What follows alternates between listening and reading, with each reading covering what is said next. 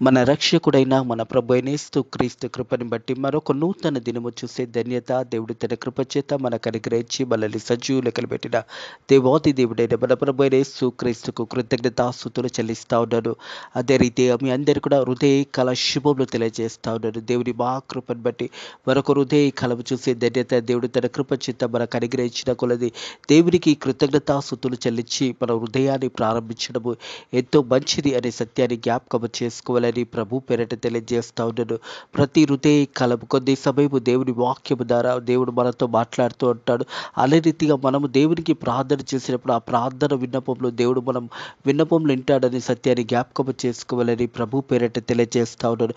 హృదయ కాలము సామెతల గ్రంథము 16వ అధ్యాయము 1వ వచనం నుంచి 7వ వచనం వరకు దేవుని యొక్క వాక్యం ధ్యానించుకుందాము. సామెతల గ్రంథము 16వ అధ్యాయము 1వ వచనం నుంచి 7వ వచనం వరకు దేవుని యొక్క వాక్యం ధ్యానించుకుందాము.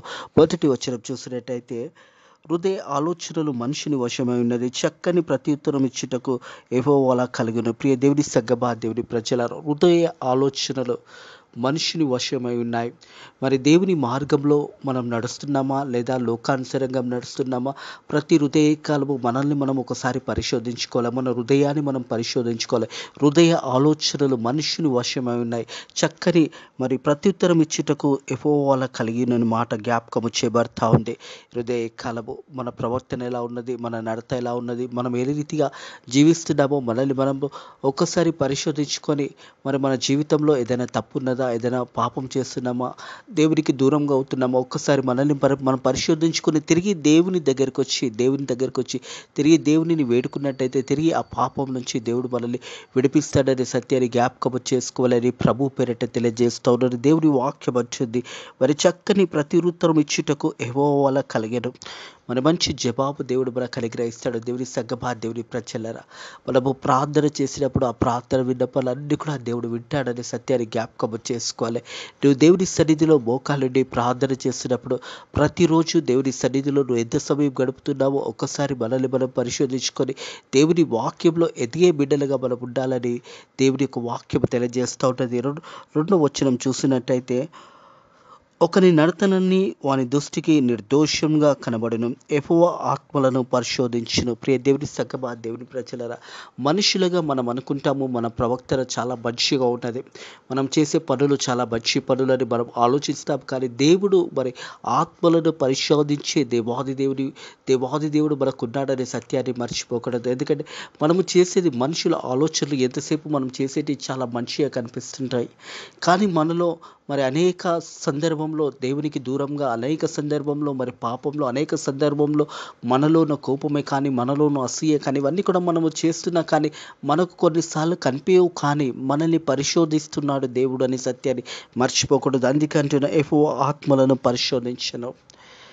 దేవుడు ఆత్మలను పరిశోధించే దేవుడు నాడు. ప్రియ దేవుని సగ్గమా దేవుని ప్రజలారా, మనల్ని ఎవరు చూడకపోవచ్చు, మనం చేసే పనులు మన చుట్టుపక్కల ఉన్న వారు చూడకపోవచ్చు, మన కుటుంబ సభ్యులు చూడకపోవచ్చు, కానీ దేవుడు నేను పరిశోధిస్తున్నాడు అనే మాట జ్ఞాపకం చేసుకోవాలి. దేవాది దేవుడు ఆత్మలను పరిశోధించే దేవుడు మన పక్షాన ఉన్నాడనే సత్యాన్ని మర్చిపోకూడదు. ఎందుకంటే మనం చేసే మంచి పనులు ఉండొచ్చు, లేదా మంచి పనులు చేసే దేవుని యొక్క ఆశీర్వాదాలు కూడా పొందుకుంటాము. అలాగే దేవుని కొరకు మనం దేవుని కొరకు నిలబడినట్టయితే దేవుని యొక్క ఆశీర్వాదాలు పొందుకుంటాము. దేవుని యొక్క సువార్తలో మనం పాలు పంచుకున్నప్పుడు అట్టి ఆశీర్వాదాలు తప్పకుండా దేవుడు మనకు అనుగ్రహిస్తాడనే సత్యాన్ని జ్ఞాపకం చేసుకోవాలి. దేవుని కొరకు నిలబడి, దేవుని వాక్యం కొరకు నిలబడి అనేకులకు సువార్త ప్రకటించడంలో నీ వంతు బాధ్యత కూడా నువ్వు నెరవేర్చినట్టయితే దేవుడు ఆకాశం నుండి గొప్ప ఆశీర్వాదాలు నీకును నీ కుటుంబంకు దేవుడు అనుగ్రహిస్తాడనే సత్యాన్ని జ్ఞాపకం చేసుకోవాలి. 3వ వచనము, నీ పనుల భారము యెహోవా మీద ఉంచుము, అప్పుడు నీ ఉపదేశంలో సఫలమవును. మనము చేసే పనుల భారము దేవుని మీద మోపడము. ప్రియ దేవుని సగ్గమా దేవుని ప్రజలారా, హృదయ కాలము దేవుని వాక్యం తెలియజేస్తుంది, నీ పనుల భారము యెహోవా మీద మోపము. హృదయ కాలము మనలో భారం ఉండొచ్చు, మనలో సమస్యలు ఉండొచ్చు, మనలో కష్టాలు ఉండొచ్చు, మనలో దుఃఖం ఉండొచ్చు, మనలో బాధ కలిగి ఉండొచ్చు. ఇవన్నీ కూడా దేవునికి మొరపెట్టినప్పుడు దేవాతి దేవుడు అవన్నింటిని చూడ విశ్రాంతిని మనకు అనుగ్రహిస్తాడని సత్యాన్ని జ్ఞాపకం చేసుకోవాలని ప్రభు పేరటకు తెలియజేస్తాడు. గొప్ప సమాధానాన్ని దేవుడు మనకు అనుగ్రహిస్తాడు. ప్రియ దేవుని సగ్గమా దేవుని ప్రజలారా, మన పనుల భారం అంతా కూడా దేవుని మీద మోపడము, అప్పుడు మీరు చేసే పనులన్నీ కూడా సఫలమవుతాయని దేవుని వాక్యం తెలియజేస్తూ ఉన్నది. ప్రియ దేవుని సంగమా, దేవుని ప్రజలారు ప్రతి ఒక్క సమయంలో కూడా మనం దేవుని యందు భయభక్తులు కలిగి జీవించే బిడ్డలుగా ఉండాలని దేవుని పేరిట తెలియజేస్తా ఉన్నాను. ఎందుకంటే మన పనుల భారం అంతా కూడా దేవుని మీద వేయడము. అలాగే చూసినట్టయితే పేతురు రాసిన మొదటి పత్రిక 5వ అధ్యాయం 7వ వచనం చూసినట్టయితే, ఆయన మీ గురించి చింతించున్నాడు గనుక మీ చింత యావత్తు ఆయన మీద వేయడి. దేవుడు మన కొరకు చింతిస్తున్నాడంటే దేవుని సంగమా, దేవుని ప్రజలరా, మరి మొదటి పేతురు రాసిన పత్రిక 5వ అధ్యాయం 7వ వచనం ప్రకారం చూసుకున్నట్టయితే ఆయన మీ గురించి చింతించున్నాడు గనుక మీ చింత యావత్తు ఆయన మీద వేయండి. మన చింత యావత్తు కూడా దేవుని మీద వేసినప్పుడు దేవాది దేవుడు ఆ ఒక చింతలన్నిటి నుంచి మనకు విడుదల దయచేస్తాడనే మాట జ్ఞాపకం చేసుకోవాలని ప్రభు పేరిట తెలియజేస్తా ఉన్నాను. ప్రియ దేవుని సంగమా, దేవుని ప్రజలరా, మన పనుల భారం అంతా కూడా దేవుని మీద మోపినప్పుడు దేవాది దేవుడు సెలవిచ్చిన మాట ఏంటంటే, అప్పుడు మీ ఉపదేశంలో సఫలమవును.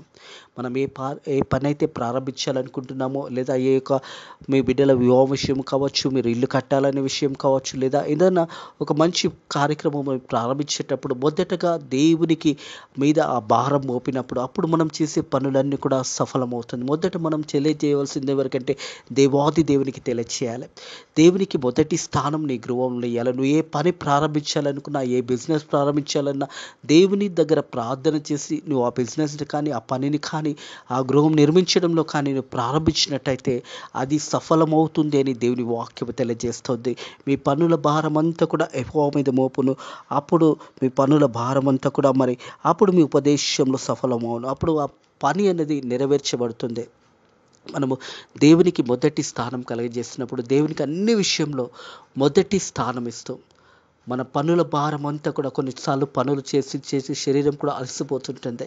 ఆ సమయంలో నీ యొక్క పనుల భారం అంతా కూడా దేవుని మీద మోపినప్పుడు అప్పుడు నీ పనులన్నీ కూడా సఫలమవుతాయని దేవుని వాక్యం తెలియజేస్తా ఉంది. 4వ వచనం చూసినట్టయితే, యెహోవా ప్రతి వస్తువును దాని పని నిత్యము కలగజేసాను, నాశనము దినం వరకు ఆయన భక్తిహీనులు కలగజేసాను. ప్రియ దేవుని సంగమా, దేవుని ప్రజలారా, భూమి ఆకాశమును సృజించిన దేవాతి దేవుడు వాటి పనులలో నేటి కూడా దేవుడు నిర్మించి దేవుడు వాటికి కలగజేసిన ప్రకారం సూర్య చంద్ర నక్షత్రాలు కానీ, చంద్రుడు కానీ, ఈ కాలాలు కానీ ఇవన్నీ కూడా దేవుడు నిర్ణయించే కాలాల ప్రకారము వాటి పనులలో అవిటిని నిర్ణయించిన దేవాది దేవుని చిత్తానుసారంగా నడుస్తున్నాయనే మాట జ్ఞాపకం చేసుకోవాలి.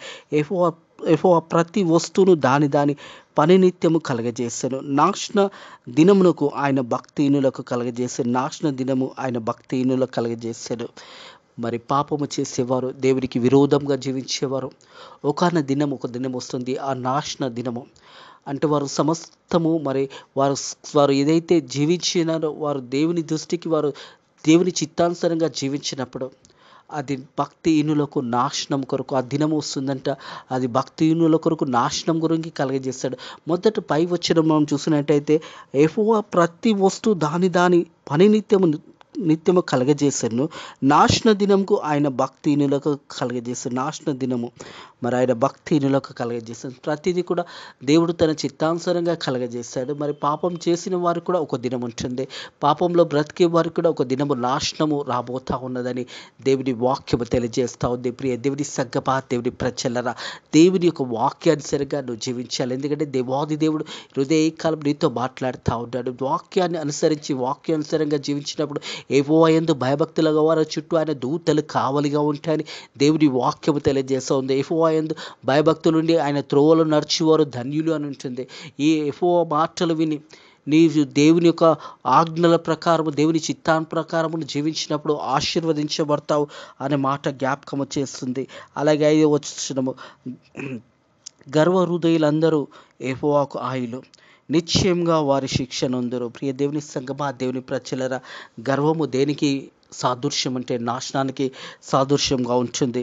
మనం చూసినట్టయితే ఇదే 16వ అధ్యాయం సామెతల గ్రంథము చూసినట్టయితే 18వ వచనం, నాశనంకు ముందు గర్వము నడుచును, పడిపోటకు ముందు అహంకారము మనస్సు నడుచును. ప్రియ దేవుని సంగమా, దేవుని ప్రజలరా, చాలా సందర్భంలో గర్వము దేనికి సాదృశ్యం కనిపిస్తుందంటే నాశనానికి కనిపిస్తుంది. దేవుని వాక్యం అంటుంది, నాశనంకు ముందు గర్వము నడుచును. నాశనానికి ముందు గర్వము మరి అన్నీ నాకున్నాయి, నాకు ఇక ఏమీ కొదవలేదని చాలామంది జీవించేవారు ఉంటారు. వారిని చూస్తే ఇతర మనుషుల పట్ల ఒక మర్యాదగా ఉండరు, గర్వం ఉంటుంది, మాకు అన్నీ కలిగి ఉన్నాయి. మరి వాళ్ళని చూసినప్పుడు చిన్నతనంగా ఎదుటి వాళ్ళని చూసేవారు ఉంటారు. వారి ఆలోచనలు ఆ రీతిగా ఎందుకుంటాయంటే, నాశనంకి ముందు గర్వం నడుచును, పడిపోవటకు ముందు అహంకార మనస్సు నడుచును. పడిపోవట ముందు మరి మనిషి తన జీవితంలో దేవుణ్ణి మర్చిపోయినప్పుడు, దేవుడు చేసిన మేళ్ళని మర్చిపోయినప్పుడు, దేవుడు చూపించిన కృపను మర్చిపోయినప్పుడు, దేవుడిచ్చిన ఆరోగ్యాన్ని మర్చిపోయినప్పుడు, చివరికి అతడు గర్విష్ఠిగా మారినప్పుడు ఆ నాశనానికి ముందు గర్వము నడుచును, అలాగే పడిపోవటకు ముందు అహంకార మనస్సు నడుచునంట. ఆ సమయంలో పడిపోక ముందు ఇవన్నీ కూడా ఎప్పుడు కలుగుతాయంటే గర్వం వల్ల. మనిషి యొక్క గర్వము లేదా మనిషి యొక్క కోపము దేవుని నీతిని వెతకలేదని దేవుని వాక్యము తెలియజేస్తూ ఉంది. మరి గర్వం వల్ల వచ్చే జీవితం ఏంటంటే నాశనమే అని దేవుని వాక్యము తెలియజేస్తూ ఉన్నది. ఈ కాలం దేవుడు మనతో మాట్లాడుతూ ఉన్నాడు. గర్వపడకండి, అసూయపడకండి, కోపపడకండి. ఇవన్నీ కూడా దేవునికి ఇష్టమైనవి కాదు. దేవుని సంగమా, దేవుని ప్రజలరా, గర్వము దేనికి సాదృశ్యం అంటే నాశనానికే సాదృశ్యము అనే సత్యాన్ని మర్చిపోకూడదు. అందుకే దేవుని వాక్యం అంటుంది, గర్వ హృదయులందరూ యెహోవా కాయులు, నిశ్చయంగా వారు ఆ శిక్ష నొందురు, నిశ్చయంగా శిక్ష నొందుతారు. మరి ఆ సమయం రాకముందే, ఆ గడియ రాకముందే నీలో ఉన్న గర్వాన్ని తీసేసే, ప్రేమించి ఇతరులను లేదా ఇతరుల పట్ల దేవుని యొక్క కృప చూపించు. దేవుడు తన కృప చేత నిన్ను ఆశీర్వదించినప్పుడు ఆ కృప అందరికీ కలిగేలా జీవించు. దేవుడిచ్చిన ధన్యతను అనేకులకు మరి సాయం చేసే బిడ్డగా ఉండు. దేవుడిచ్చిన ఐశ్వర్యము అనేకులకు దేవుని సేవలో, దేవుని పరిచర్యలో నీ ఐశ్వర్యం వాడే విధంగా నువ్వు జీవించు. ప్రియ దేవుని సంగమా, దేవుని ప్రజలరా, నాశనానికి ముందు గర్వం వస్తుందని దేవుని వాక్యం తెలియజేస్తుంది. పడిపోవుటకు ముందు అహంకార మనస్సు కలుగుతుందనే మాట. అహంకార మనసుతో నడిచేవారు చాలామంది ఉంటారు. ఒకవేళ అలా ఉన్నట్టయితే హృదయ కలవ తిరిగి నువ్వు దేవుని వైపు తిరిగినట్టయితే దేవుని యొక్క ఆశీర్వాదాలు పొందుకుంటావు. 6వ వచనం, కృపాసత్యం వల్ల దోషముకు ప్రాయచిత్తము కలుగును. ప్రియ దేవుని సంగమా, దేవుని ప్రజలరా, కృపాసత్యంలో మరి దోషమునకు ప్రాయచిత్తము కలుగును. యెహోవా యందు భయభక్తులు కలిగిన మనుషులు చెడుతనం నుండి తొలగిపోదురు. హల్లెలూయా. దేవునికి భయభక్తి కలిగిన కాక. ప్రియ దేవుని సంగమా, దేవుని ప్రజలరా, దేవుని వాక్యం చదువుద్ది. మరి చూసినట్టయితే కృపా సత్యము వల్ల దోషములు ప్రాయచిత్తము కలుగును. కృపా సత్యముల వల్ల దోషములు లేదా పాపము లేదా చెడుతనము లేదా దేవునికి దూరమైన వారు దేవుని యొక్క కృపా సత్యంలో కలిగి జీవించడంలో మరి దోషంకు ప్రాయచిత్తము కలుగును.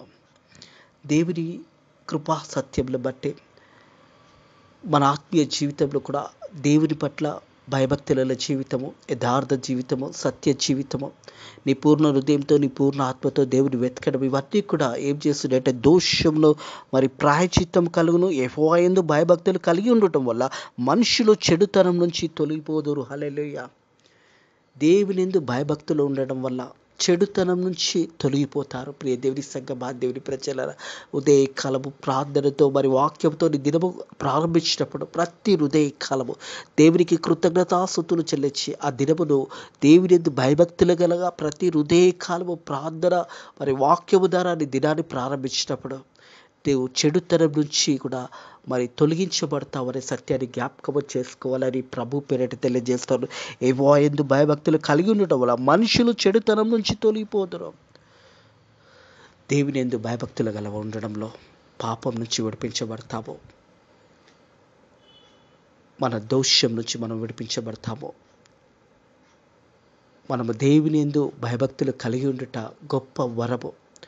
దేవుని యందు నిత్యము జీవించేవారు లేదా దేవుని సన్నిధి కొరకు కనిపెట్టుకునేవారు, దేవునికి మొరపెట్టేవారు, వారందరూ కూడా హృదయ కాలంలో దేవుని వెతికినట్టయితే వారి జీవిత కాలం అంతా కూడా దేవుని వాక్యం తెలియజేస్తున్నది, మనుషులు చెడుతనం నుంచి తొలగిపోతారు. ఆ చెడుతనము పాపం నుంచి దూరంగా ఉంటాము. ప్రియ దేవుని సంగమా, దేవుని ప్రజలరా, దేవుని వాక్యం తెలియజేస్తుంది. మొదటి కీర్తనలో చూసినట్టయితే కీర్తనలు 1వ అధ్యాయం 1వ వచనంలో చూసినట్టయితే దుష్టుల దుష్టుల ఆలోచన చూపు నడవక, పాపుల మార్గం నిలవక, అపవాసులు కూర్చున్న చోటు కూర్చుండక, యెహోవా ధర్మశాస్త్రము ఆనందించి దీవారాత్రము దాన్ని ధ్యానించేవాడు ధన్యుడు అనే మాట రాయబడింది. ప్రియ దేవుని సంగమా, దేవుని ప్రజల దీవారాత్రము దేవుని వాక్యమందు ఆనందించేవారు ధన్యులు అనే మాట హృదయకాలం జ్ఞాపకం చేయబడతా ఉంది. ప్రియ దేవుని సంగమా, దేవుని ప్రజలరా, యెహోవా ధర్మశాస్త్రము ఆనందించేవారు దీవారాత్రం దాన్ని ధ్యానించేవారు ధన్యులు. అతడు నీటి కాలువలో యోరున నాటబడి ఉండు, ఆకు వాడక తన కాలమందు ఫలమిచ్చు చెట్టు వలె ఉండెను. హల్లెలూయా. అతడు చేసినదంతా కూడా సఫలమవును. ప్రియ దేవుని సంగమా, దేవుని ప్రజల ఆకు వాడక తన కాలమందు ఫలమిచ్చే చెట్టుగా, ఎప్పుడు మనము ఫలంగా అనేకులకు ఆశీర్వాదకరంగా ఉంటామంటే దేవుని యొక్క ధర్మశాస్త్రంలో, యెహోవా యొక్క ధర్మశాస్త్రంలో ఆనందించి దీవారాత్రం దాన్ని ధ్యానించేవారు దీవారాత్రంలో దాన్ని ధ్యానించేవారు ధన్యులు అని దేవుని వాక్యం తెలియజేస్తూ ఉన్నది. తిరిగి సామెతల గ్రంథం 16వ అధ్యాయం 7వ వచనంకి వచ్చినట్టయితే, ఒకరి ప్రవర్తన యెహోవాకు ప్రీతికరమైనప్పుడు ఆయన వాని శత్రువులతో వానికి మిత్రులుగా చేయను. హల్లెలూయా. దేవునికి ప్రీతిపరంగా దేవుని చిత్తంలో మనం ఉన్నట్టయితే, దేవుని మార్గంలో మనం నడిచినట్టయితే, మన శత్రువులని కూడా మనకు దేవాది దేవుడు మరి మన శత్రువులను మిత్రులుగా చేస్తాడనే మాట జ్ఞాపకం చేయబడతా ఉంది. ప్రియ దేవుని సంగమా, దేవుని ప్రజలరా, హృదయ కాలము మనం ప్రీతికరమైన జీవితం జీవించాలి. దేవుని సన్నిధిలో దేవునికి లోబడి జీవించినప్పుడు మన శత్రువుల సైతము దేవుడు వారిని మిత్రులుగా మనల్ని చేయబోతా ఉన్నాడు. మన ఆత్మీయ జీవితము, మన దేవుని సన్నిధిలో మనల్ని మనం కనపరుచుకునే విధానము, మనం దేవునికి ప్రీతికరంగా దేవుని చిత్తానుసారంగా మనం నడిచినట్టయితే మన శత్రువుల సైతము వారిని మిత్రులుగా చేస్తారని దేవుని వాక్యం తెలియజేస్తూ ఉన్నది. అలాగే చూసినట్టయితే కీర్తనలు చూసినట్టయితే 23వ కీర్తనలో చూసినట్టయితే, నా శత్రువులు ఎదుట నువ్వు నాకు భోజనం సిద్ధపరిచిన నూనెతో నా తలంచి ఉన్నది, నా గిన్నె నిండి పొర్లుచున్నది. హల్లెలూయా. ప్రియ దేవుని సంగమా, దేవుని ప్రజలరా, మహారాజు దావీదు అంటా ఉన్నాడు 23వ కీర్తనలో చూసినట్టయితే, 23వ కీర్తనలో అంటా ఉన్నాడు 5వ వచనం, నా శత్రువులు ఎదుట నువ్వు నాకు భోజనము సిద్ధపరిచినావు. మనం సామెతల గ్రంథం చూసినట్టయితే, దేవునికి ప్రీతికరంగా జీవించినట్టయితే మన శత్రువుల సైతము వారిని దేవుడు మనకు స్నేహితులుగా దయచేస్తాడని మాట జ్ఞాపకం చేస్తూ ఉంటాడు.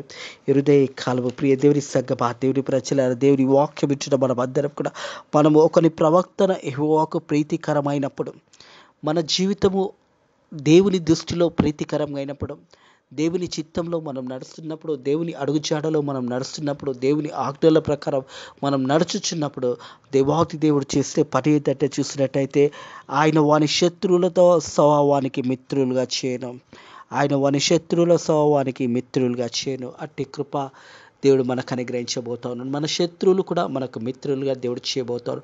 ఎప్పుడు అంటే దేవుని దృష్టికి మనం ప్రీతికరంగా దీవించినప్పుడు, ఒకని ప్రవర్తన యెహోవాకు ప్రీతికరమైనప్పుడు, దేవుని చిత్తంలో నువ్వు జీవించినప్పుడు, దేవుని మార్గంలో నువ్వు జీవించినప్పుడు, నీ ప్రవక్తను దేవుని దృష్టిలో ప్రీతికరమైనప్పుడు, దేవుడు తెలియజేసిన ఏంటంటే ఆయన వాని శత్రువులతో వానికి మిత్రులుగా చేయను. అట్టి కృప దేవుడు కూడా మనకు కూడా అనుగ్రహించును గాక. అట్టి కృపలో దేవుడు మనల్ని కూడా బలపరచును గాక. అట్టి యొక్క సమాధానంలో దేవుడు మనల్ని కూడా బలపరచును గాక. మన శత్రువులను మనకు దేవుడు మిత్రులుగా చేయను గాక. మన ప్రవక్తను దేవుని దృష్టికి ప్రీతికరమై ఉండును గాక. అట్టి కృప దేవుడి హృదయ కాలము మనందరికీ అనుగ్రహించును గాక. ప్రార్థన చేసుకుందాము. పరిశుద్ధుడా దేవాని కొందరు స్తోత్రములనైనా మా జీవితంలో మరొక హృదయ కాలము నీ కృప చేత మాకు అనుగ్రహించిన దేవా, నీకు వందనములు స్తోత్రములు చెల్లిస్తున్నాను తండ్రి ప్రభా. నీ వాక్యము సెలవిచ్చిన ప్రకారము నాయన ప్రభా, నీ పనుల భారం యెహోవా మీద ఉంచుము, అప్పుడు నీ ఉపదేశంలో సఫలమైన మాట చేతనైనా మాతో మాట్లాడి మనల్ని బలపరిచిన దేవా, నీకు వందనములు స్తోత్రములు నైనా ప్రభా. హృదయ కాలం తండ్రి, ఈ వాక్యం బిడ్డలను కూడా దీవించండి, ఆశీర్వదించండి తండ్రి ప్రభా. వారి కుటుంబంలోనే దీవించండి, వారి రాకపోకలు దీవించండి, వారి ఉద్యోగాలు దీవించండి నాయన ప్రభా. అలాగే మా దేశాన్ని, మా రాష్ట్రాలను కాపాడండి నాయన ప్రభా. ప్రజలకు నాయకులు మంచి పరిపాలన ఇచ్చేటట్టుగా నైనా బిడ్డలకు మంచి జ్ఞానంను దయచేయండి. వారి మనసులో నైనా ప్రభా మరి మంచితనము నాయకుల మనసులో దయచేయమని అడుగుతున్నాను తండ్రి ప్రభా. అలాగే తండ్రి మరి సేవకురాలని కాపాడండి నైనా. మరి సంఘాలు కట్టబడడానికి నీ కృప ద్వారా సాయం చేయండి. సేవ చేసిన సేవకురాలను, మిషనరీస్ను, సువార్త సేవకులను నాయన కరపత్రాలను నీ సేవ చేస్తున్న ప్రతి బిడ్డను అలాగే విశ్వాసులను కూడా నాయన బలపరచండి, ధైర్యపరచండి, ఇంకా గొప్పగా సేవ చేయడానికి నీ కృప ద్వారా సాయం చేయండి. ఇంకా భారతదేశంలో అనేక సంఘాలు కట్టబడడానికి కూడా నీ కృప ద్వారా సాయం చేయండి నాయన ప్రభా. మణిపూర్ స్టేట్లో కూడా తిరిగి నెమ్మదిని సమాధానాన్ని నింపండి నేను అక్కడ విశ్వాసులను లేబట్టి నైనా నీ వాక్యాన్ని ఇంకా గొప్పగా వారు ప్రకటించడానికి నీ కృప ద్వారా సాయం చేయండి. ఫెయిత్ ఆఫ్ మినిస్ట్రీస్ పరిచర్య దీవించండి, ఆశీర్వదించండి నాయన ప్రభా. మరి ఫెయిత్ ఆఫ్ మినిస్ట్రీస్ నైనా పరకాల్లో నైనా ఆరాధన జరుగుతున్న సమయంలో కూడా నీ కృప అక్కడ చూపించండి, అనేకలకు నూతన ఆత్మలను నడిపించండి నాయన ప్రభా. ఈ రోజంతా కూడా నీ రెక్కల కింద భద్రత కాపుదల దయచేసి నైనా కాపాడమని, అలాగే అనారోగ్యంతో బిడ్డలను ముట్టండి, స్వస్థపరచండి నైనా. హాస్పిటల్లో ఎంతోమంది బిడ్డలు నైనా ప్రభా మరి డబ్బులు లేకుండా నైనా హాస్పిటల్లో ఉంటుండగా అటు బిడ్డలపై కూడా నీ కృప చూపించండి నైనా. వారికి స్వస్థతను దయచేయండి నైనా ప్రభా. కష్టంలో ఉన్న వారికి నైనా, దుఃఖంలో ఉన్న వారిని ఓదార్చండి, కష్టంలో ఉన్న వారి బాధల నుంచి నైనా విడిపించండి నైనా ప్రభా. ఈ రోజంతా కూడా మనల్ని కాపాడమని నజరేయుడైన యేసుక్రీస్తు నామములో ఈ ప్రార్థన అడిగి వేడుకుంటున్నాము తండ్రి, ఆమేన్. మన తండ్రి యొక్క కుమారుని యొక్క పరిశుద్ధాత్మ యొక్క త్రియేక నామంలో దీవెనలు ఇప్పుడు ఎల్లప్పుడూ సదాకాలము మీకును మీ కుటుంబంలో తోడై నీడై ఉండును గాక, ఆమేన్.